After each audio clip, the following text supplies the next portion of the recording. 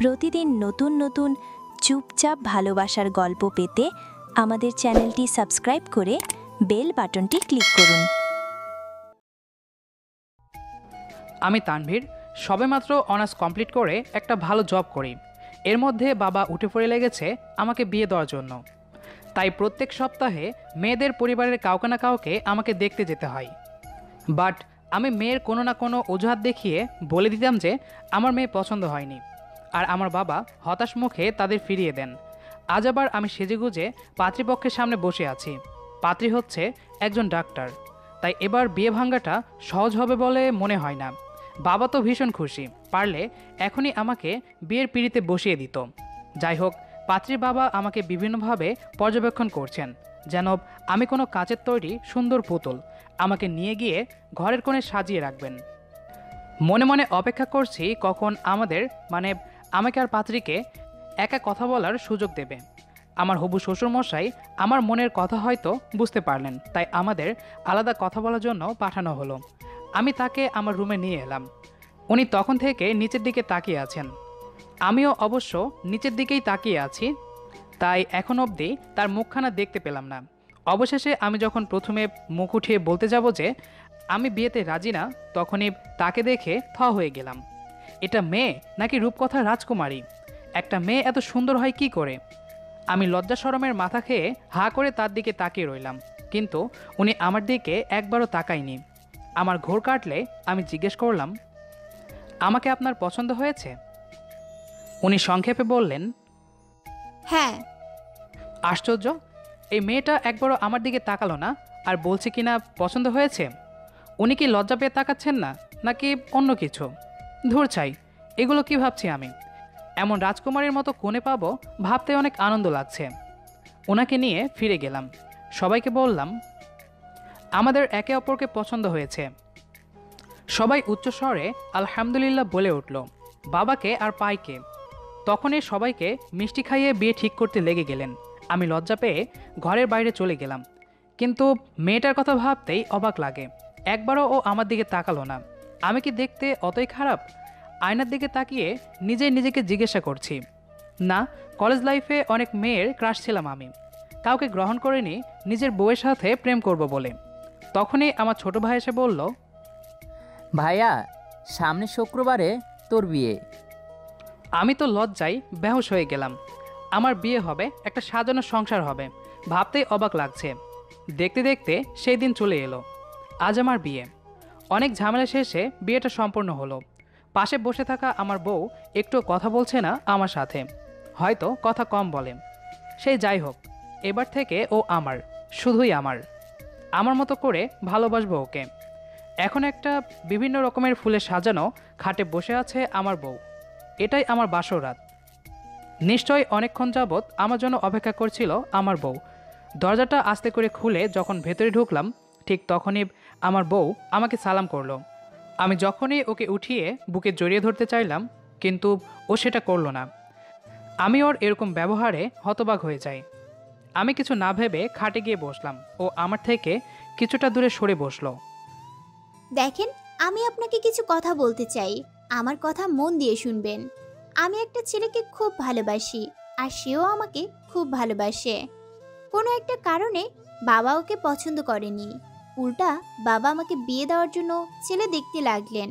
আপনার ছবি দেখার পর বাবা মা আপনাকে খুব পছন্দ করেন, আর আমাকে বলেন কাল আপনাকে দেখতে গিয়ে যাতে দেখার সাথে সাথেই হ্যাঁ করে দিই।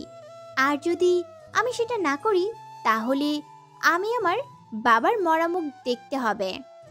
তাই বাধ্য হয়ে আপনাকে আমার বিয়ে করতে হলো। মুহূর্তের জন্য আমি নির্বাক হয়ে গেলাম। না, এটা হতে পারে না। যাকে নিয়ে এত স্বপ্ন দেখলাম সে অন্য কাউকে ভালোবাসতে পারে না। এটা শোনার আগে আমি মরে গেলাম না কেন? শরীরের প্রত্যেকটা কোষে তীব্র যন্ত্রণা অনুভব করছি আমি। আজ বুঝতে পারলাম কেন সেদিন ও আমার দিকে না তাকিয়ে হ্যাঁ বলে দিয়েছিল। আল্লাহ আমার সাথে কেন এমন হলো? আর 5টা ছেলেদের মতো আমার কেন সংসার করা হলো না? যাই হোক, ও যাকে ভালোবাসে তাকে যেন পাই। তাই আমি বললাম, বেশ, তুমি কি চাও? ডিভোর্স দিতে হবে, তাই তো? বিছানার নিচ থেকে একটা কাগজ এনে ও আমার হাতে তুলে দিল। তাতে লেখা বিয়ের 1 বছর পূর্ণ হতেই আমি নিজের ইচ্ছায় ওকে ছেড়ে চলে যাব। ও আমার দিকে কলম এগিয়ে দিয়ে বলল, এই পেপারে একটা সাইন করে দিন। 1 বছর পর আপনার বাবা মা হজ করতে যাবে, তখন আপনি এই পেপারের চুক্তি অনুযায়ী নিজের ইচ্ছায় আমাকে ছেড়ে দিবেন, আর আমি আমার ভালোবাসার মানুষকে বিয়ে করব। আর আমি আমার বাবা মার কাছে ক্ষমা চেয়ে নিব, তাহলে তারা আমাদের মেনে নিবে। তাই 1 বছর আপনাকে আমার স্বামীর অভিনয় করে যেতে হবে, কিন্তু কোনোদিন আমার কাছে স্বামীর অধিকার চাইতে আসবেন না। আমি খাটে ঘুমাচ্ছি আর আপনি সোফায় ঘুমান। এই বলে ও চলে গেল। আমি অবাক হয়ে ওর কথাগুলো শুনছিলাম। ভাগ্য আমায় এত সুন্দর একটা বাসরাত উপহার দিল। আমার বইয়ের দেওয়া চুক্তিপত্রে সাইন করে ফ্রেশ হতে চলে গেলাম। ফ্রেশ হয়ে এসে শুয়ে পড়লাম। নিজের অজান্তেই চোখের কোণ থেকে জল গড়িয়ে পড়ছে। আজ থেকে শুরু হলো আমার চুক্তির বিয়ের জীবন। ভোর হতে আমার ঘুম ভেঙে গেল, তাই উঠে নামাজ পড়ে নিলাম। নুসরাতের দিকে তাকালাম, অঘরে ঘুমাচ্ছে সে। ওহ, আপনাদের তো বলাই হয়নি, আমার বউয়ের নাম নুসরাত। আজ প্রথমবারের মতো আমার বউ নিজ হাতে নাস্তা তৈরি করলো। নতুন বউয়ের নাস্তা খেয়ে আমার আম্মু খুব খুশি হলেন। ভারী ভালো মানুষ আমার মা। ঘরের নতুন বউকে আমার মা কাজ করতে দিচ্ছিলেন না। এই তো আর সকালবেলার ঘটনা। থাক না বৌমা, ওগুলো আমি করে নেব। কি যে বলেন আম্মু, এখন আমি থাকতে আপনাকে কষ্ট করতে দিতে পারি? আজ থেকে আপনার ছুটি। শাশুড়ি আম্মু একটু হেসে চলে গেলেন। নাস্তা বানানো শেষে আমি শ্বশুরাব্বুকে ডাকলাম। উনি নাস্তা খেয়ে খুব প্রশংসা করতে লাগলেন। আমার শাশুড়িকে উদ্দেশ্য করে বললেন, দেখেছো, আমি প্রথমেই বলেছিলাম নুসরাত মায়ের মতো লক্ষ্মী মেয়ে আর একটাও হয় না। এই স্নেহপ্রবণ ব্যবহারে চোখের কোণ ভিজে গেল আমার। খুব কষ্ট হচ্ছে এই ভেবে যে আমি তাদের 1 বছরের চুক্তির বৌমা। এরপর আমায় চলে যেতে হবে। দুপুরে খাওয়ার সময় আমি খাবার টেবিলে হাজির হলাম।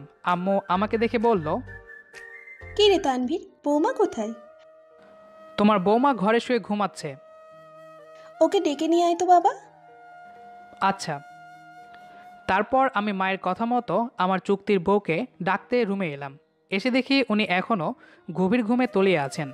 কয়েকবার ডাকলাম, কিন্তু তাও উঠল না। হাত লাগাবো কি লাগাবো না ভেবে হাত দিয়ে হালকা ধাক্কা দিয়ে জাগিয়ে তুললাম। উনি চোখ খুলে আমাকে দেখে প্রচণ্ড রেগে গেলেন। ও তাড়াতাড়ি উঠে আমাকে বলল, কাল রাতের কথা ভুলে গেছেন? না মানে মানে বলেছি না, আমার কাছে কোনোদিন স্বামীর অধিকার দেখাবেন না। তাও আপনি কেন আমাকে স্পর্শ করলেন? তুমি উঠছিলে না তাই। আসলে চুপ করুন, একদম বাজে বকবেন না। আপনি কি ভেবেছেন 2 দিন স্বামীর মতো করে ভালোবাসলে চুক্তি ক্যান্সেল হয়ে যাবে? কান খুলে শুনে রাখুন, আমি শুধু টুটুলকে ভালোবাসি। আমি তো তোমাকে ইচ্ছে করে স্পর্শ করিনি। মা তোমাকে দুপুরে খাওয়ার জন্য ডেকেছে তাই। আপনাকে শুধু বাবা মায়ের সামনে অভিনয় করতে হবে, আর রুমে আপনি আমার থেকে যথাসম্ভব দূরে থাকবেন। এই বলে নুসরাত টাওয়াল নিয়ে ফ্রেশ হতে চলে গেল। আমি দাঁড়ানো থেকে বসে পড়লাম। একটা মানুষ আমায় এতটা ঘৃণা করে। আমাকে যদি এতই খারাপ লাগতো তাহলে কেন সে আমায় বিয়ে করলো? কেন ও আমার জীবন নষ্ট করলো? আমি কি অন্যায় করেছিলাম যে আমাকে আমার স্ত্রীর ভালোবাসার পরিবর্তে ঘৃণা পেতে হচ্ছে? তারপর আমি দুপুরে খাওয়া দাওয়া শেষ করে একটু বাইরে বের হলাম। সারাদিন আমার মায়ের সাথে বেশ ভালোই কাটে নুসরাতের। আর আমার আব্বু তো নুসরাতকে 2-1 মিনিটের জন্য মন খারাপ করে থাকতে দেন না। নুসরাত তাদের সাথে থাকলে নিজের সব কষ্ট ভুলে যায়। এভাবে বেশ কয়েকদিন কেটে গেল। আমার ভালো থাকার অভিনয় খুব ভালোই চলছে। নুসরাত সারা রাত তার প্রেমিক তথা টুটুলের সাথে ফোনে কথা বলে, আর আমি খাটের এক কোণে নীরবে চোখে জল ফেলি। ভাবতে থাকি আমি 1 বছর পর কি করব। বাবা মাকে কি করে মুখ দেখাবো? সমাজ তো আমাকে মেনে নেবে না। এইসব ভেবে রাত পার করে দিই। তারপর আমি একদিন আমাদের রুম পরিষ্কার করছিলাম। বিয়ের পর নুসরাতের আলমারিটা আজ পর্যন্ত কখনো ধরিনি। এই রুমে থাকা সত্ত্বেও দুজনের প্রত্যেক জিনিস আলাদা। জানি ওর আলমারি ধরার অনুমতি আমার নেই, কিন্তু আমি পরিষ্কার না করলে আর কে করবে? তাই আমি আলমারি খুললাম। দেখলাম নুসরাত তার সব কাপড়চোপড়গুলো এলোমেলো করে রেখেছে। কাপড়চোপড় গোছাতে গিয়ে আরও কিছু জিনিস আমার চোখে পড়ল। দেখলাম টুটুলের দেওয়া কয়েকটা গিফট আর লাভ লেটার আর একটা ডায়েরি। ডায়েরিটা হাতে নিয়ে মাত্র পড়তে যাব, অমনি আমার ডায়েরি নিয়ে তুমি কি করছিলে? ও বলার সাথে সাথেই সজোরে থাপ্পড় মারল আমায়। চোখের জল বাধাহীনভাবে গড়িয়ে পড়ছে। নুসরাত আরও চেঁচাতে লাগলো। তোমার মতো বেহায়া ছেলে আমি জীবনেও দেখিনি। কতবার বললাম তুমি আমার কেউ না, তাহলে আমার জিনিসে হাত দেওয়ার সাহস কে দিল তোমায়? বেরিয়ে যাও আমার চোখের সামনে থেকে। Get lost. আর ওখানে দাঁড়িয়ে না থেকে যত দ্রুত সম্ভব ছাদে চলে গেলাম। গালটা খুব ব্যথা করছে। আমি কখনো চর খাইনি। আমার বাবা মা খুব আদরে বড় করেছে আমায়। মানুষ হয়তো ঠিকই বলে চরের আঘাতের চেয়ে কথার আঘাত অনেক বেশি কষ্টদায়ক। আমি মানলাম নুসরাত আমাকে তার স্বামী হিসেবে মেনে নেয়নি, কিন্তু আমি তো জোর করে কিছু চাইনি ওর কাছে। ওর কথা মতোই 1 বছর পর ওর জীবন থেকে অনেক দূরে চলে যাব। এতক্ষণ ছাদে বসে এগুলো ভাবছিলাম আমি। কিছুই খাওয়া হয়নি এই পর্যন্ত। তারপর আমি আম্মুর ডাকে নিচে চলে গেলাম। এর আগে মনে পড়ল নুসরাত তো আমাকে চর মেরেছে। নিশ্চয় আমার গালে দাগ পড়ে গেছে, কারণ কোনোদিন আমি চর খাইনি। তাই আমি পানি দিয়ে গাল ধুয়ে নিলাম, যাতে আম্মু আব্বু বুঝতে না পারে। নিচে গিয়ে দেখলাম নুসরাত টেবিলে বসে খাবার খাচ্ছে। আম্মু আমাকে উদ্দেশ্য করে বলল, কে রে, কোথায় চলে গিয়েছিলি? কিছু না আম্মু, তোমরা খাও। এই বলে আমিও একটা চেয়ার নিয়ে বসে পড়লাম টেবিলে। এমনভাবে খাচ্ছি যেন কিছুই হয়নি। নুসরাতও নিচের দিকে তাকিয়ে আছে। হঠাৎ আব্বু আমাকে বলল, তানভীর, অনেক দিন তো হলো তোদের বিয়ের, বৌমাকে নিয়ে কোথাও বেড়াতে যাবি না? আমি একবার নুসরাতের দিকে তাকিয়ে বললাম, আসলে বাবা, এখন অফিসে অনেক কাজ, এখন চাইলেও ছুটি দেবে না বস। সে কি রে, ছুটি দেবে না কেন? নতুন বিয়ে হয়েছে তোর। বাবা, আমার অফিসে দেরি হয়ে যাচ্ছে, এখন আসি। এই বলে আমি সেখান থেকে চলে আসলাম। আর মনে মনে আব্বুকে বলতে লাগলাম, যে মেয়ে আমাকে এত ঘৃণা করে সে নিশ্চয় আমার সাথে ঘুরতে যাওয়ার কথা কখনোই কল্পনা করবে না। এভাবে দেখতে দেখতে 6 মাস পেরিয়ে গেল। এতদিনে আমি আর কিছু পাই বা না পাই, নিজের মনের মতো বাবা মা পেয়েছি। তারা কোনো অংশে আমাকে অসুখে থাকতে দেননি। আর আমাকে ছাড়া তো তাদের এক পাও চলে না যেন। তাদের এত ভালোবাসা পেয়ে মনে হয় আমার সারা জীবন নুসরাতের ভালোবাসা না পেলেও চলবে। কিন্তু কথায় আছে, বইয়ের ভালোবাসা না পেলে পৃথিবীর সব সুখ যেন মলিন হয়ে যায়। এই 6 মাসে খুব দরকারি কিছু কথা ছাড়া নুসরাত আমার সাথে কোনো কথা বলেনি। নুসরাত ও টুটুলের সাথে কথা বলে পার করত। আর আব্বু আম্মু মনে করত নুসরাত আমাকে অনেক ভালোবাসে। তাদের সামনে নুসরাত খুব ভালো অভিনয় করে। মাঝে মাঝে আমি নিজেই ভুলে যাই যে আমিও আসলে অভিনয় করছি। একদিন শুক্রবারে আমার অফিস বন্ধ ছিল, তাই বাসায় বসে টিভি দেখছিলাম। নুসরাত আর আম্মু তখন রান্নাঘরে সবজি কাটায় ব্যস্ত। হঠাৎ ছুরির আঘাত লেগে নুসরাতের হাত কেটে যায়। প্রচণ্ড ব্লাড বের হতে শুরু করে। আম্মুর চিৎকার শুনে আমি দৌড়ে ফার্স্ট এইড বক্স নিয়ে খুব যত্ন করে আমার বউ তথা নুসরাতের হাত ব্যান্ডেজ করতে লাগলাম। আর ও আমার দিকে মুগ্ধ হয়ে কতক্ষণ তাকিয়ে রইল। আমিও মুগ্ধ হয়ে দেখছিলাম আমার রাজকন্যাকে। কত স্বপ্ন ছিল এই রাজকন্যা খুব ভালোবাসবে আমায়। মনের অজান্তে চোখের কোণ থেকে স্রোতের মতো জল গড়িয়ে পড়ছে। না ব্যথায় নয় কষ্টে, এটা শুধুমাত্র অভিনয়। কেউ দেখে ফেলার ভয়ে তাড়াতাড়ি চোখের জল মুছে ফেললাম। তারপর আমি আম্মু আব্বুর সামনে নুসরাতকে আস্তে আস্তে ধরে রুমে নিয়ে গেলাম। আর দরজা বন্ধ করে শুধু এইটুকুই বললাম, যখন কাজ করো তখন নিজের খেয়াল রাখতে পারো না? তারপর ও একটু হেসে বলল, আর তো মাত্র 6 মাস, একটু সহ্য করো, তারপর তো চলে যাব। নুসরাত আমার দিকে কিছুক্ষণ তাকিয়ে থেকে বারান্দায় গিয়ে টুটুলের সাথে ফোনে কথা বলতে শুরু করে দিল। আমি পলকহীনভাবে ওর হাতের ব্যান্ডেজের দিকে তাকিয়ে রইলাম। এটাই আমার নুসরাতের সাথে প্রথম স্পর্শ। সকলে অবাক হচ্ছেন, তাই না? এটাই সত্যি। একটু বসে রইলাম খাটে। বারান্দা থেকে নুসরাতের ফোন থেকে কথা বলা শোনা যাচ্ছে।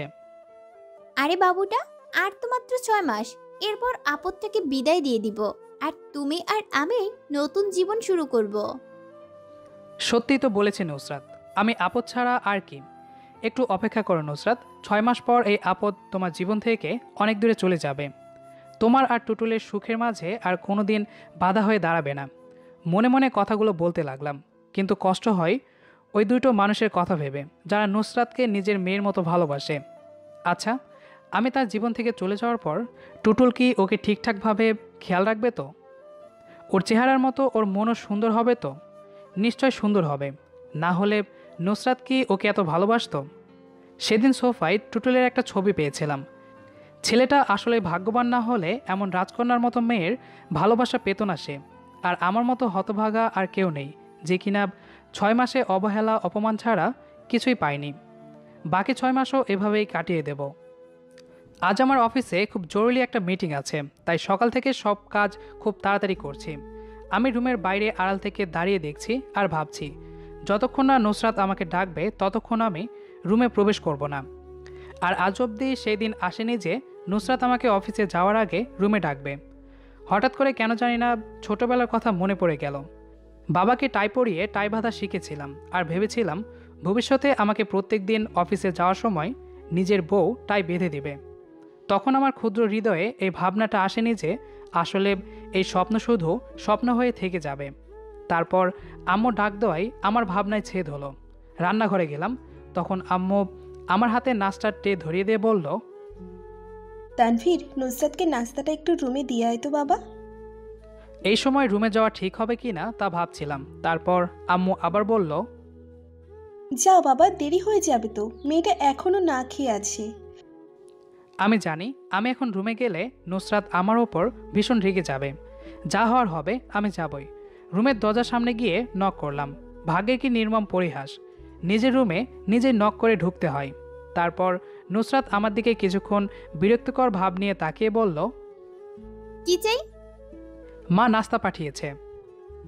নিয়ে যাও, আমার এখন খেতে ইচ্ছে করছে না। খালি পেটে থাকলে শরীর খারাপ হতে পারে। সেটা আমার ইচ্ছা, আর তোমাকে বলেছি না কখনো আমার উপর স্বামীর অধিকার দেখাবে না। দেখো, তুমি আমাকে স্বামীর অভিনয় করতে বলেছ আর আমি সেটাই করছি। কিন্তু এখন তুমি যদি নাস্তা না করো তাহলে মা সন্দেহ করতে পারে। তুমি যেহেতু নাস্তা করতে চাচ্ছ না তাই আমি নাস্তা নিয়ে যাচ্ছি। এই বলে যখনই চলে আসতে যাব ঠিক তখনই নুসরাত পেছন থেকে ডাক দিয়ে বলে, এই দাঁড়াও, নাস্তা রেখে যাও। বাহ, আম্মুর কথা বলাতেই কাজ হয়েছে। নাস্তা রেখে অফিসের উদ্দেশ্যে বাসা থেকে রওনা দিলাম। আজ প্রথমবারের মতো নুসরাত আমার কথা শুনল। নিজের অজান্তেই কখন জানি না ভালোবেসে ফেলেছি এই নিষ্ঠুর মানুষের নিষ্ঠুর ব্যবহারকে। কিন্তু কী লাভ, যে মানুষটা কিছুদিন পর অন্য কারো হয়ে যাবে তাকে ভালোবেসে? তার মনের কোথাও তো আমি নেই, শুধুমাত্র ঘৃণা করে নুসরাত আমাকে। তার চেয়ে ভালো 6 মাস শেষ হওয়ার অপেক্ষা করি। তারপর অফিসে চলে আসার পর আমার মনে পড়ল যে আমি ভুল করে ফোন বাসায় ফেলে রেখে এসেছি। প্রত্যেকদিন দুপুরে আম্মুকে কল দিয়ে জিজ্ঞেস করতাম যে নুসরাত খেয়েছে কিনা, তারপর আমি খেতাম। কিন্তু আজ আমি কিভাবে বলবো? আর আমি কিভাবে জানবো যে নুসরাত খেয়েছে কিনা? মা, নুসরাত, তানভীর ভুল করে ওর ফোন বাড়িতে রেখে অফিসে চলে গেছে। তুমি একটু তানভীরের অফিসে গিয়ে ওর ফোনটা দিয়ে এসো। এটা কি বললেন উনি? যে ছেলে কি আমি নিজের রুমেই সহ্য করতে পারি না, আর আমি কি না তার অফিসে যাব? তারপর আবার শাশুড়ি আম্মু বলল। এত ভয় পাচ্ছ কেন? তোমার বরের অফিস, তুমি যাবা না সেটা কি করে হয়? আমি নিজেও তো মাঝে মাঝে তোমার শ্বশুর আব্বুর অফিসে যেতাম, বিভিন্ন অজুহাতে আমাকে ডাকতো, এই বলেই আমি হেসে দিলাম।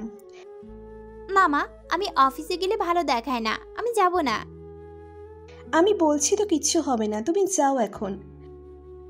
এখন যদি আমি না করি উনি নির্ঘাত সন্দেহ করবেন, তাই চটপট রেডি হয়ে নিলাম। তানভীরের ফোন নিয়ে গাড়িতে উঠে বসলাম। ড্রাইভার আমাকে নিয়ে যেতে লাগলেন অফিসের দিকে। দেখতে দেখতে অফিস চলে এলাম। ড্রাইভার গাড়ির দরজা খুলে দাঁড়িয়ে রইল। আমি ধীরে ধীরে গাড়ি থেকে নামলাম।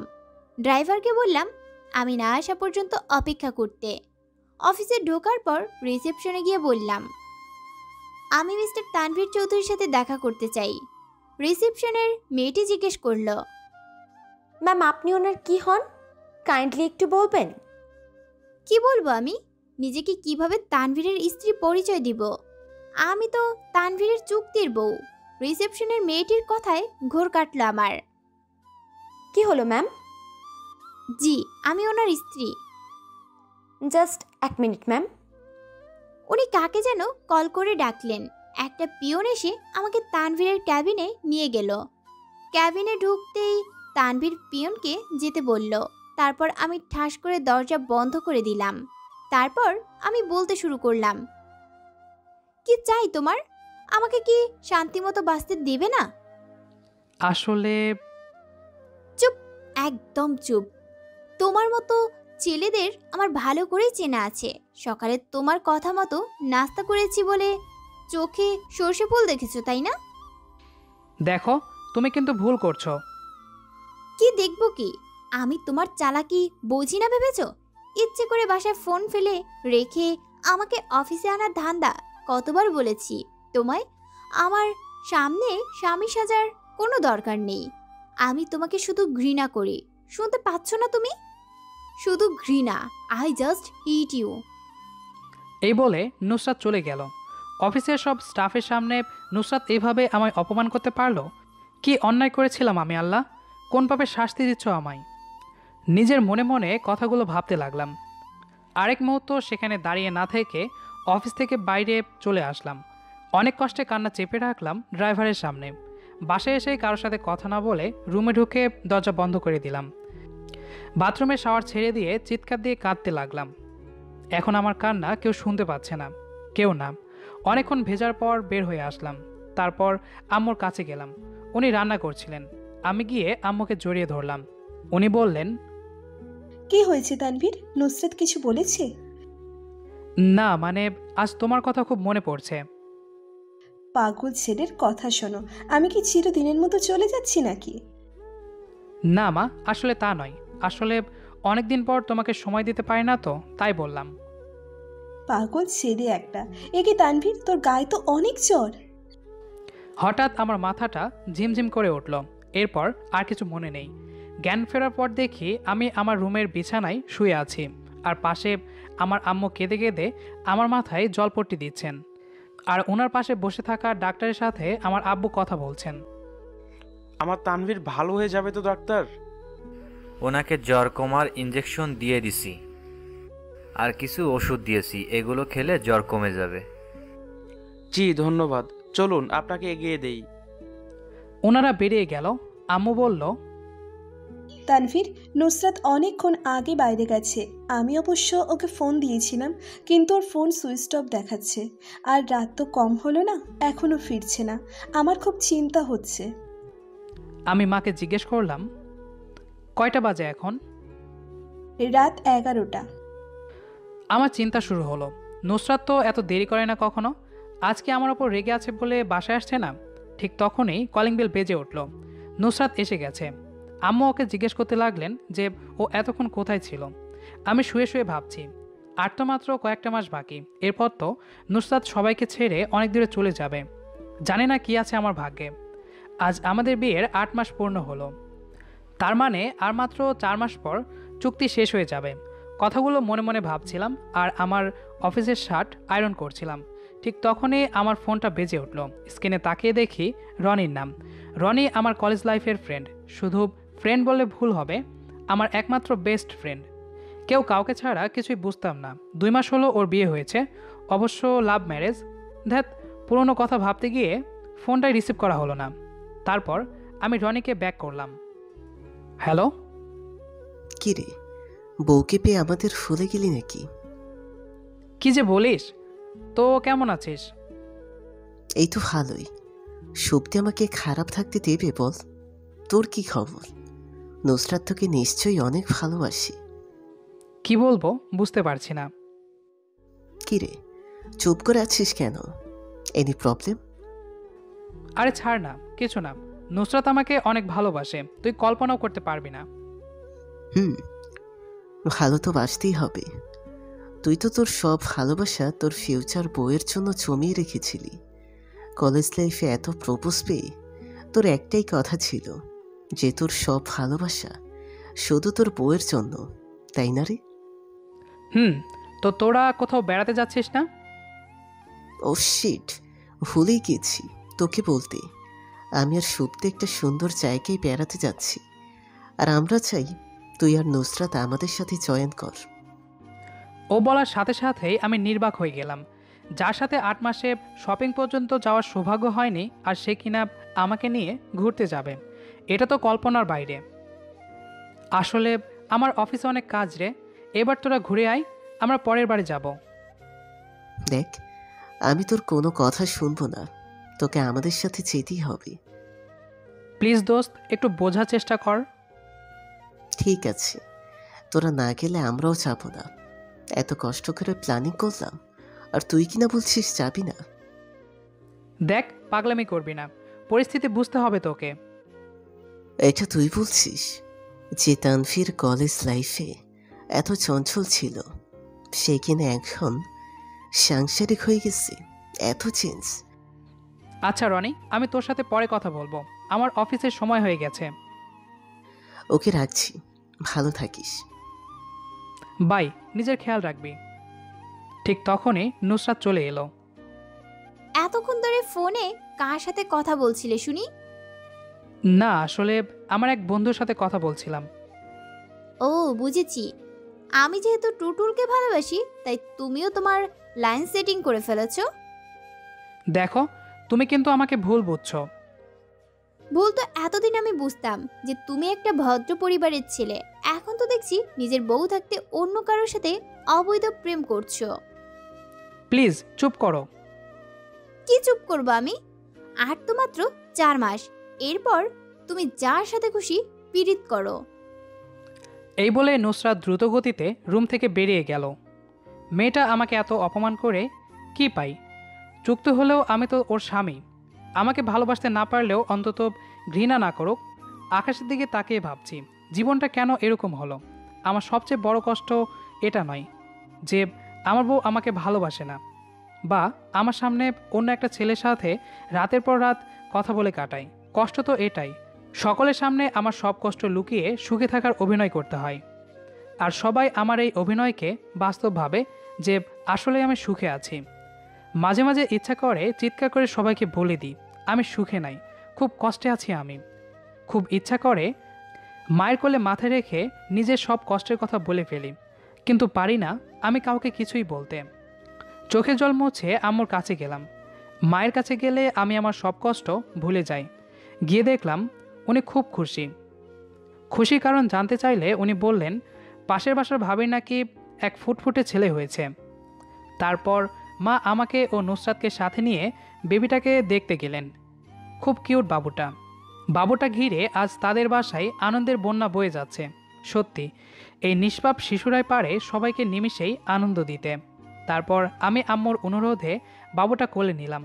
অনুভূতিটা কেমন ঠিক ভাষায় প্রকাশ করা যাবে না। বাবুটা আমার কোলে তার ছোট ছোট হাত পা নাড়িয়ে খেলছে, দেখলেই চোখ জুড়িয়ে যায়। এখন আমার মন খুব ভালো হয়ে গেছে।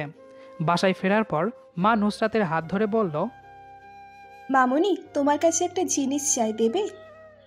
বলুন না মা, আপনার কি চাই? মা, আমি আর তোমার শ্বশুর আব্বু চাই তোমার কোল আলো করে আমার তানভীরের এমন এক ফুটফুটের সন্তান ঘরে আসুক। আমাদেরও তো ইচ্ছে করে একটা ছোট্ট দাদু ভাইয়ের সাথে খেলা করতে। বলো, ছেলে হোক আর মেয়ে হোক, একটা হলেই চলবে। কি দেবে তো? তারপর নুসরাত কোনো কথা না বলে আম্মুর হাত ছেড়ে দিয়ে রুমে চলে গেল। মায়ের কথাটা শোনার পর আমার মাথায় যেন আকাশ ভেঙে পড়ল।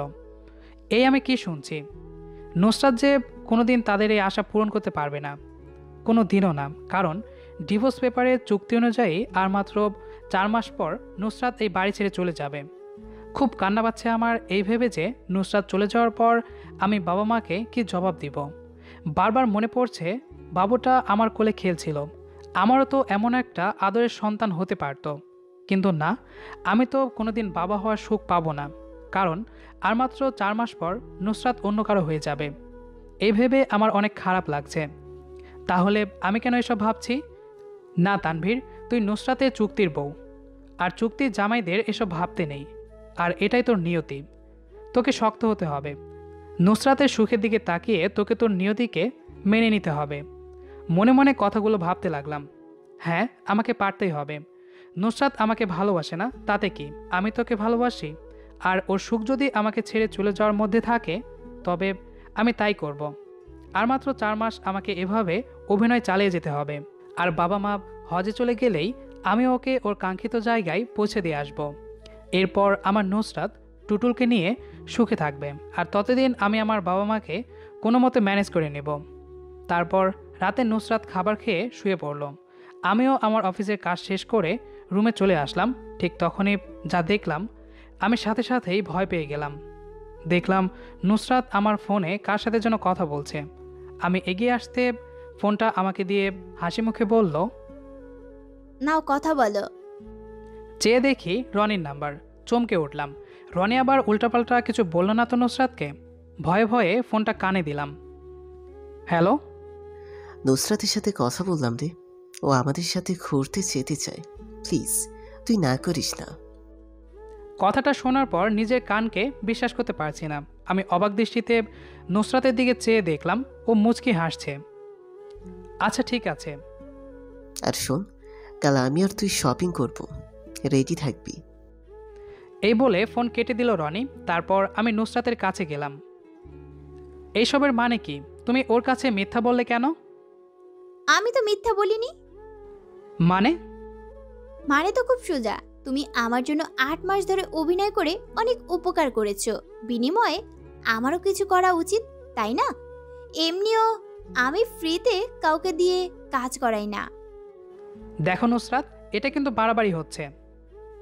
এত কথা না বলে চুপ করে ঘুমাও।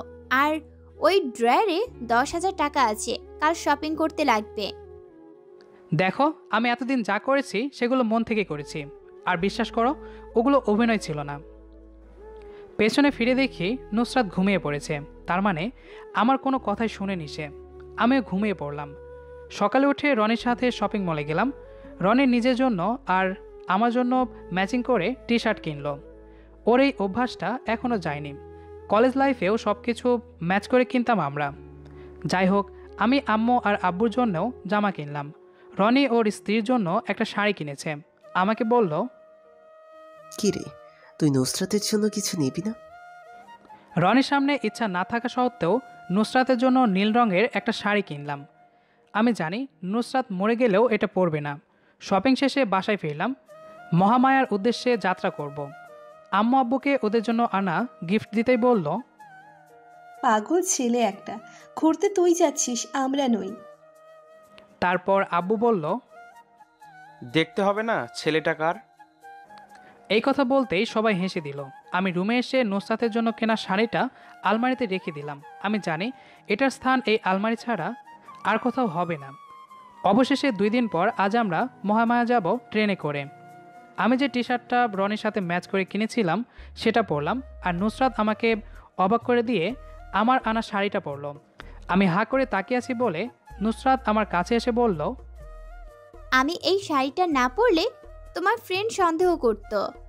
এছাড়া অন্য কিছু ভেবে ভুল করো না। আমি আর কিছু বললাম না। আমাদের সিট পাশাপাশি পড়েছে, আর তার বিপরীতে রনিদের সিট। ওরা দুজন খুব হেসে হেসে কথা বলছে। আমরা দুজন শুধু নীরব। নীরবতা ভেঙে আমি নুসরাতকে জিজ্ঞাসা করলাম, টুটুল কি জানে যে তুমি আমার সাথে ঘুরতে যাচ্ছ? সেটা তোমার না জানলেও চলবে। আমার ব্যক্তিগত ব্যাপারে নাক গলানোর দরকার নেই তোমার। তারপর আমি আর কিছুই বললাম না, চুপ করে বসে আছি। কি দরকার তার সাথে কথা বলে অপমানিত হওয়ার? জানালা দিয়ে ট্রেনের বাইরে দৃশ্য দেখতে দেখতে কখন যে ঘুমিয়ে পড়েছি বুঝতেই পারিনি। ভেবেছিলাম ঘুম থেকে উঠে দেখব নুসরাত আমার কাঁধে ঘুমিয়ে আছে, কিন্তু না।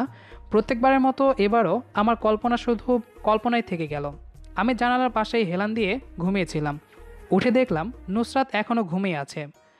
পাশে একটা লোককে জিজ্ঞেস করলাম, মহামায়া পৌঁছাতে আর কতক্ষণ লাগবে? উনি বললেন, আর ঘন্টাখানেকের মধ্যে পৌঁছে যাব। দেখলাম নুসরাত জেগে গেছে। না বুঝেই ওকে সরি বলে দিলাম।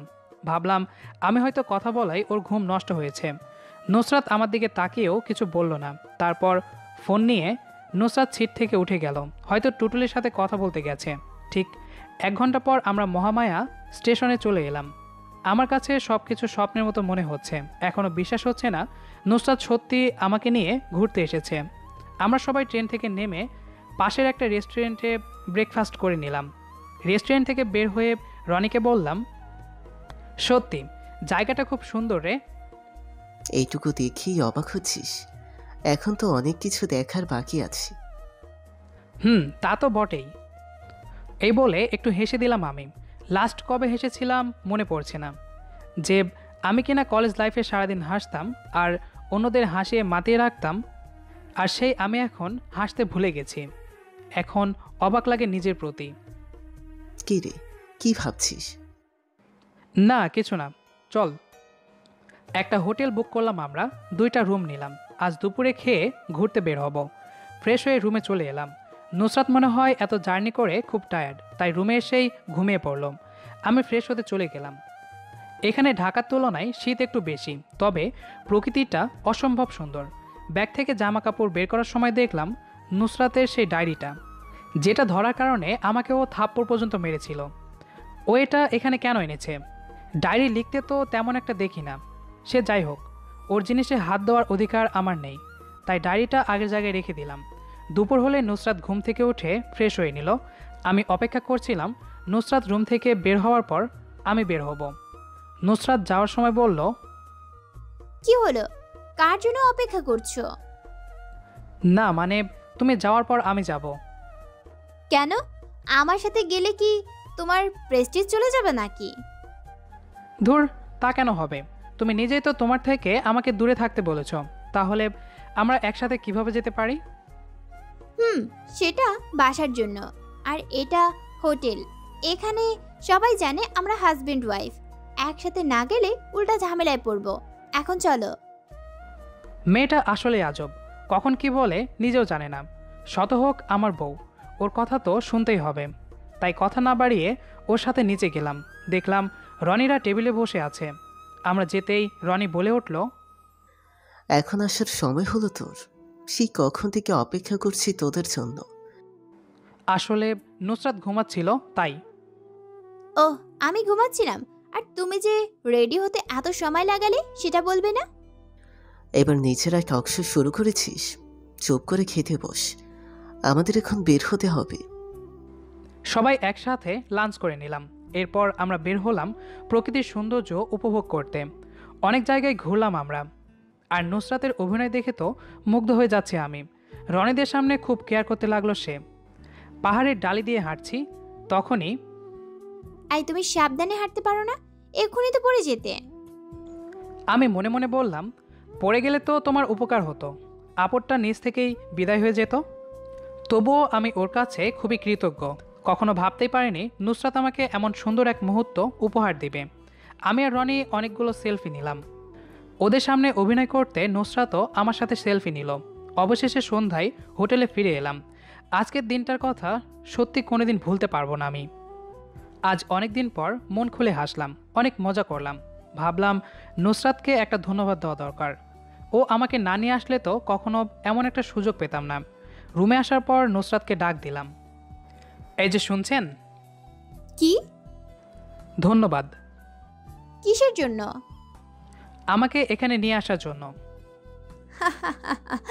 এটা তো তোমার পাওনা। তুমি এতদিন তোমার বাবা মায়ের সামনে অভিনয় করে আমার উপকার করলে, বিনিময়ে তোমাকে এখানে নিয়ে আসলাম। সে যাই হোক, তবুও থ্যাঙ্কস। তোমার জায়গায় অন্য কেউ থাকলে আমি এটাই করতাম। এই বলে নুসরাত কাপড় চেঞ্জ করতে চলে গেল। আমি মনে মনে বললাম, নুসরাত, আমি তো অন্য কেউ না, তোমার স্বামী। সবসময় অপমান না করলেও তো পারো। এরপর রাতে ডিনার করে শুতে আসলাম।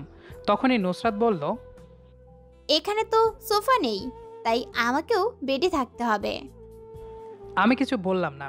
নুসরাত মাঝখানে কতগুলো কোলবালিশ রেখে বলল, ভুল করেও বালিশের এপাশে আসার চেষ্টা করবে না। এখানে যতদিন থাকবো এভাবেই থাকতে হবে। আমি কিছু না বলে এপাশ ফিরে ঘুমিয়ে পড়লাম। এভাবে 2 দিন অনেক ঘোরাঘুরি আনন্দ করে কাটালাম। আজ আবার ঢাকায় ফিরে যাব। রনি ট্রেনের টিকিট বুক করতে চলে গেল। আমি সব কিছু গোছাচ্ছিলাম। বিছানায় দেখলাম একটা গিফটের মতো কিছু একটা। হ্যাঁ, গিফটই তো। হয়তো নুসরাত টুটুলের জন্য কিছু কিনেছে। ওটা ওভাবেই পড়ে রইল। আমরা হোটেল থেকে বের হওয়ার পর নুসরাত আমাকে জিজ্ঞেস করলো সব কিছু ঠিকঠাক নিয়েছি কিনা। আমি মাথা নাড়িয়ে হাসূচক উত্তর দিলাম। এরপর আবার স্টেশন। ট্রেন চলতে শুরু করলো। সব নিয়েছো তো? বললাম তো নিয়েছি, তবে বিছানায় তোমার একটা গিফট পড়েছিল, সেটা নেইনি। এবার নুসরাত খুব রেগে গেল। ইডিয়েট কোথাকার, নাওনি মানে কি? আমি মনে করেছি তুমি টুটুলের জন্য কিছু নিয়েছো, আর তোমার জিনিসে হাত দেওয়ার অধিকার তো আমার নেই। ইউজলেস একটা। ওইটা তোমার জন্য ছিল। কথাটা শোনার পর আমি নিজের কানকে বিশ্বাস করতে পারছি না। আমি কি ঠিক শুনেছি? নুসরাত কি আমার জন্য গিফটটা নিয়েছিল? সরি, আমি তো জানতাম না। তুমি জানোটা কি? তুমি বাসায় গেলে তোমার বাবা মা জিজ্ঞেস করতে পারে আমি তোমাকে কি দিয়েছি। এই জন্য গিফটটা দিয়েছিলাম তোমাকে। ধুর, নিমিষে সব খুশি মাটি হয়ে গেল। ওটাও অভিনয়ের একটা অংশ ছিল। আমি কেন নিজের চুক্তির কথা ভুলে যাই? আর তো মাত্র 2 মাস বাকি। পুরো রাস্তায় নুসরাত আমার সাথে আর একটাও কথা বলেনি। তারপর আমরা ঢাকায় ফিরে আসলাম। রনির থেকে বিদায় নিয়ে বাসায় চলে এলাম। দেখলাম দরজায় আম্মু আর আব্বু দাঁড়িয়ে আছে। নুসরাত গিয়ে তাদের সালাম করলো আর জড়িয়ে ধরলো। নুসরাত কিছুক্ষণ পর কথা বলে রুমে এসে ফ্রেশ হয়ে রান্নাঘরে চলে গেল। তারপর আম্মু ওকে জিজ্ঞেস করতে লাগলো কেমন লাগলো বেড়াতে গিয়ে। তারপর নুসরাত সব খুলে বলল। তারপর আম্মু নুসরাতকে আবার জিজ্ঞেস করলো, আর 2 মাস পর আমি আর তোমার শ্বশুর আব্বু হজে যাব, আর হজ থেকে ফিরে এসে যেন সুখবর পাই। কথাটা শোনার পর মনে অজানা ভয় ঢুকে গেল। আর 2 মাস পর আনন্দের নয় কষ্টের খবর পাবে আমার বাবা মা, যে তাদের আদরের বৌমা তাদের ছেড়ে চলে গিয়েছে। দুশ্চিন্তা ঘিরে ধরল আমায়। বাবা মা হজ থেকে ফিরে এলে আমি তাদের কি জবাব দিব? আর নুসরাত, প্রত্যেক দিন ওর বকা না শুনলে আমার দিন কাটে না। ও চলে যাওয়ার পর তো আমাকে অপমান করার মতো আর কেউ থাকবে না। সামান্য ভুলের জন্য কেউ আর বকা দেবে না। আমি যে মরে যাব নুসরাতকে ছাড়া। কিন্তু নুসরাত টুটুলকে ভালোবাসে, আর নুসরাতকে ওর ভালোবাসার কাছে পৌঁছে দিতে হবে। আমাকে তার জীবন থেকে সরে যেতে হবে চিরকালের মতো। এরকম হাজার চিন্তা আমার মাথায় উকি দিচ্ছে। যতদিন যাচ্ছে আমার দুশ্চিন্তা বেড়ে চলছে।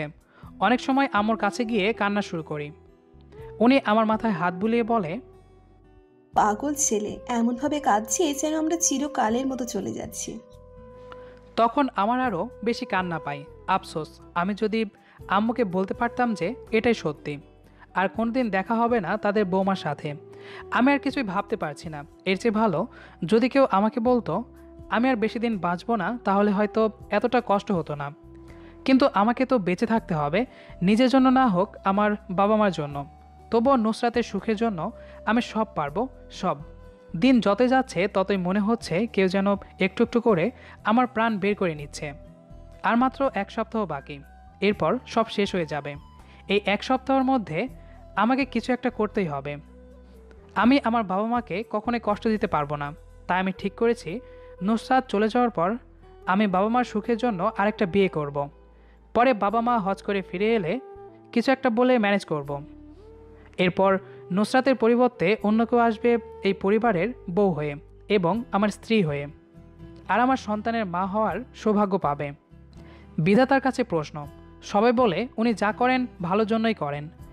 তাহলে আমার এই সর্বনাশের পর কোন ধরনের ভালো হবে? এই 1 সপ্তাহ আমি আমার আম্মু আব্বু আর নুসরাতের সাথে খুব ভালোভাবে কাটাতে চাই। প্রত্যেকটা দিন আমার জীবনের স্মরণীয় করে রাখতে চাই। যদি পারতাম তাহলে এই 1 সপ্তাহটা কোনোদিনও শেষ হতে দিতাম না। কিন্তু কথায় আছে, সময় ও স্রোত কারোর জন্য অপেক্ষা করে না, তেমনি আমার জন্য করবে না। এতক্ষণ ছাদের কোণে দাঁড়িয়ে এসব ভাবছিলাম। সূর্য অনেক আগেই অস্ত গেছে, কিন্তু আমার কষ্ট আগের মতোই আছে। তারপর নুসরাতের ডাকে নিচে গেলাম। আমি গিয়ে দেখলাম আজ আব্বু আম্মু রান্না করেছে। আমি যেতেই, দেখ তানভীর, তোর আম্মু আমাকে চ্যালেঞ্জ করেছে, আজকের ডিনার আমাকে রান্না করতে হবে। খুব তো বলো, রান্না করা নাকি তোমার বাম হাতের খেলা। আজ আমিও দেখবো কেমন খেলা দেখাও তুমি। তারপর নুসরাত বলল, চারুন নাম্মু, উনি এইসব পারেন। আমি থাকতে শুধু শুধু উনি কেন কষ্ট করবেন? বাবা, আপনি আমাকে দিন। না মা, আজকে আমাকে প্রমাণ করতেই হবে যে আমি কম যাই না। পরিশেষে আব্বুর জেদের কাছে নুসরাতকে হার মানতে হলো। তারপর নুসরাত কোনো উপায় না পেয়ে দাঁড়িয়ে দাঁড়িয়ে আব্বুর রান্না দেখছিল। আজ আমার অফিস বন্ধ, তাই আমিও চুপ করে না থেকে তাদের সাথে যোগ দিলাম। আমি মজা করে বললাম, কি ব্যাপার মা, আজকের বাবুচিটাকে চেনা চেনা লাগছে, অনেকটা আমার বাবার মতো লাগছে। বাবার কি ডুপ্লিকেট আছে নাকি? তারপর আব্বু বলল, হারামি, আমি ডুপ্লিকেট না, তোর বাবার অরিজিনাল কপি। তা বাবা, আজকে তোমার ট্রেন হঠাৎ টিভি রুম থেকে কিচেনের দিকে ব্রেক করলো কেন? আমাকে তোর মাদার ইন্ডিয়া চ্যালেঞ্জ করেছে যে আজকে ডিনার রান্না করে সবাইকে খাওয়াতে হবে। তা তুমি একা করছো কেন? নুসরাত তোমাকে হেল্প করবে। কি ব্যাপার, হেল্প করবে না? আজ ছেলেদের রান্নার চ্যালেঞ্জ, আমি কেন হেল্প করব? পারলে তুমি হেল্প করো। বেশ তাহলে বাবা চলো কাজে লেগে পড়ি। তারপর নুসরাতকে আম্মু টেনে টিভি রুমে নিয়ে গেলেন। তারা দুজনে টিভি দেখছে আর কিচেন থেকে ঠুসঠাস আওয়াজ আসছে। তারপর আম্মু একটু হেসে বলল, কে জানে আজ কপালে ডিনার জুটবে কিনা। ওনার কথায় নুসরাতও হেসে দিল। বাপ ছেলে ঠিক 9টায় নুসরাত ও আম্মুকে খাবার টেবিলে ডাক দিলাম। তারা দেখে তো অবাক। আজ আমরা অনেক রান্না করেছি, মাছ, মাংস, সবজি, ডাল, লাচ্ছি আরও অনেক কিছু। তারপর নুসরাত আর আম্মু তো খেয়ে অবাক। আমরা এত রান্না করলাম কিভাবে, আর এত টেস্টি রান্না তো ওনাদের জন্য অসম্ভব। নুসরাত যতটুকু জানে আমি ডিম অমলেট করা ছাড়া আর কিছুই পারি না, তাহলে আজ এত কিছু। যাই হোক, সবাই খাওয়া শেষে নিজেদের রুমে চলে এলাম। আমি বাকি খাবার ফ্রিজে রাখতে কিচেনে এলাম। কিচেনে আসতেই ওদের রান্নার সিক্রেট আমার কাছে জলের মতো পরিষ্কার হয়ে গেল। সব খাবার ওরা রেস্টুরেন্ট থেকে আনিয়েছে আর প্যাকেটগুলো ফ্রিজের পেছনে লুকিয়ে রেখেছে যাতে আমরা টের না পাই। হায় রে কপাল, আমার শ্বশুরাব্বু শেষ পর্যন্ত চিটিং করে চ্যালেঞ্জ জিতলেন। আমিও প্যাকেট আগের জায়গায় লুকিয়ে রেখে আমার রুমে চলে আসলাম। এসে দেখি তানভীর ল্যাপটপ নিয়ে কি যেন করছে। আমি যেতেই বলল, বাবা মায়ের জন্য হজে যাওয়ার জন্য টিকিট বুক করছি। তুমি কোথায় যাবে ঠিক করেছো? তাহলে তোমার জন্য টিকিট বুক করে দিতাম। আমার ভেতরটা যেন দুমড়ে মুচড়ে উঠল। আমাকে তাড়িয়ে দেওয়ার এত তাড়া! তানভীরের কথায় আমার ভাবনায় ছেদ হলো। কি হলো, কিছু বলছো না কেন? আমাকে নিয়ে তোমার ভাবতে হবে না, সময় মতো আমি চলে যাব। আর চুক্তির মধ্যে তো এটা লেখা ছিল না যে আমি কোথায় যাব সেটা তোমাকে বলে দিতে হবে। ওকে, গুড নাইট। এই বলে আমি সোফায় গিয়ে শুয়ে পড়লাম। নুসরাতও গিয়ে শুয়ে পড়ল। আর মাত্র 3টা রাত নুসরাত এই বাড়িতে আছে। আর মাত্র 3 দিন পর আমার আর নুসরাতের বিবাহবার্ষিকী। আর এই বিবাহবার্ষিকীর সবচেয়ে বড় উপহার ওই দিনই যে আমরা চিরদিনের মতো আলাদা হয়ে যাব। অনেক দিন হলো আর ঘুম আসে না। আমি সারা রাত জেগে কাটিয়ে দিই। এখনও জেগে আছি, ঘুমাতে মন চায় না। কেটে যায় আমার নির্ঘুম রাত। সকাল হলো, নুসরাত এখনও ঘুমাচ্ছে। তারপর আমি নুসরাতকে ডাক দিলাম। এরপর নুসরাত কিচেনে গিয়ে আমাদের জন্য নাস্তা বানালো। সবাই উঠে ফ্রেশ হলাম। নাস্তা করে আমি প্রতিদিনের মতো অফিসে যাওয়ার জন্য রেডি হচ্ছিলাম। কাল আম্মু আর আব্বু চলে যাবেন, তাই ওনাদের ব্যাগ গোছাতে সাহায্য করছে নুসরাত। তখনই, মা, আমরা যাওয়ার পর তানভীরের খেয়াল রেখো, কখনো ওকে ছেড়ে যেও না।